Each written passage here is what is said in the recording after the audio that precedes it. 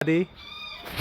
मैं नीरज शर्मा आज आपको एक ऐसे आश्रम में लेके चल रहा हूँ जिसका नाम है अवधूत आश्रम, जो राजस्थान के करौली शहर में स्थित है।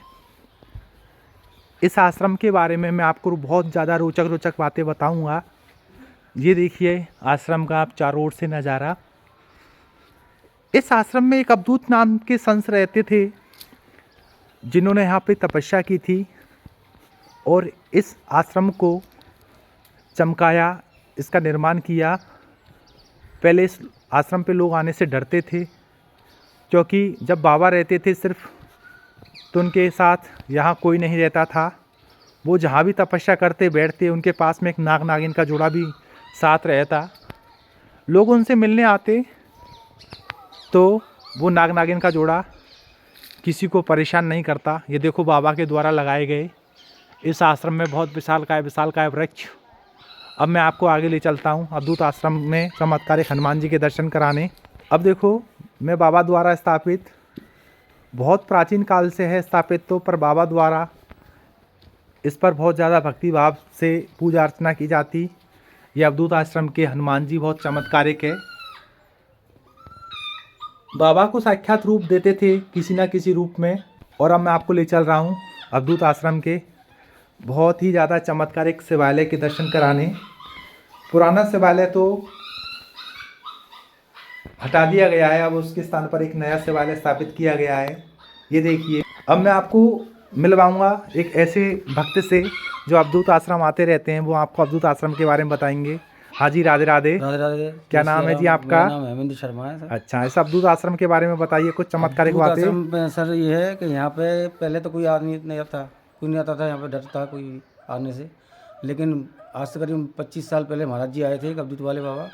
उन्होंने आकर के यहाँ से सिद्ध की और तपस्या भी काफ़ी की, और इस सिद्ध ये इसको बगीची को बहुत अच्छा बना दिया। यहाँ पर आने लिए भक्त भी आने लग गए यहाँ पर, और लाखों की संख्या में भक्त आते थे उनके टाइम पे भी। यहाँ पे प्रोग्राम भी आए दिन होते रहते थे, कभी हनुमान चालीसा का पाठ, कभी रामायण का पाठ, और भागवत भी हुई है यहाँ कई बार। और यहाँ पे महाराज जी आए थे तब 2 नाग नागिन का जोड़ा उनके बगल में रहता था, लेकिन कभी किसी को उन्होंने परेशान नहीं किया। सबसे ज़्यादा जो चमत्कारिक बात है अवधूत बाबा की, उनके पास एक नाग नागिन का जोड़ा रहता था, लेकिन वो कभी किसी को परेशान नहीं करता था। ये राजा महाराजाओं की समय की अवधूत आश्रम में स्थित है बगीची बावड़ी, जो मैं आपको दिखा रहा हूँ। अब इसका जाने का रास्ता बंद कर दिया है, क्योंकि बहुत से लोग इसमें क्षतिग्रस्त होने के कारण चोटिल होने की संभावना भी डर रहती है।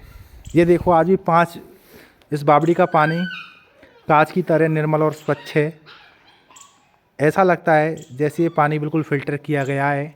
ये देखो चारों ओर से इसका दृश्य जो आप सामने देख रहे हो। मैं नीरज कुमार शर्मा, जो आप सामने देख रहे हो, ये जो सामने आप देख रहे हो, ये इसका त्योहारा है। पहले यहाँ महाराज जी बैठा करते थे अवधूत बाबा। अब मैं आपको अवधूत बाबा का वो धूना दिखाऊंगा जहाँ बाबा तपस्या किया करता थे।